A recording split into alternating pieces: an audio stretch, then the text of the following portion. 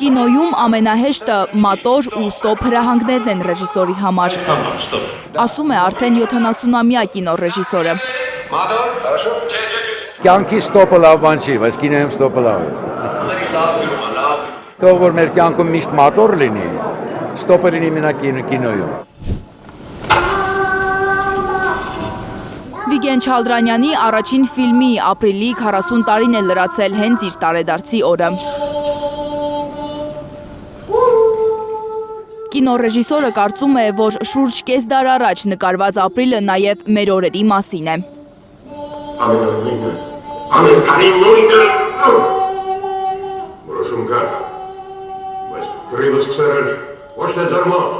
Այսօր էլ կոտորածից հրաշքով փրկվածներ կան, որ ամեն ինչ անում են, որպեսզի սերունդները չմոռանան պատմության դասերը։ Թող անցնեն հարյուրավոր տարիներ,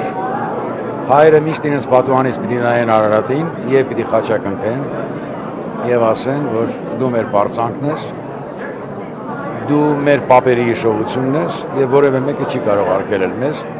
չապրել մեր պատմական Հայաստանով, մեր տեսիլքով, մեր ազգային ծրագրով։ Չալդրանյանը համոզված է, ինչպես ստեղծագործողը չի կարող առանց տեսիլքի, այնպես էլ ազգը։ Եթե ազգին զրկում ես իր տեսիլքից, իր գաղափարից, իր երազանքից, նա վերածվում է սպառողի, այլ ոչ թե ազգի։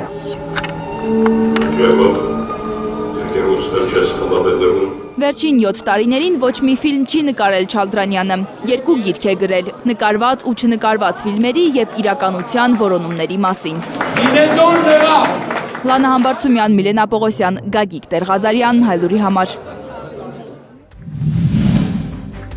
Հայաստանում և աշխարհում տեղի ունեցող իրադարձությունների մասին առաջինը իմանալու համար բաժանորդագրվեք մեր ալիքին, սեղմեք զանգակը, որ բաց չթողնեք ամենակարևորը, ամենահրատապն ու հետաքրքիրը։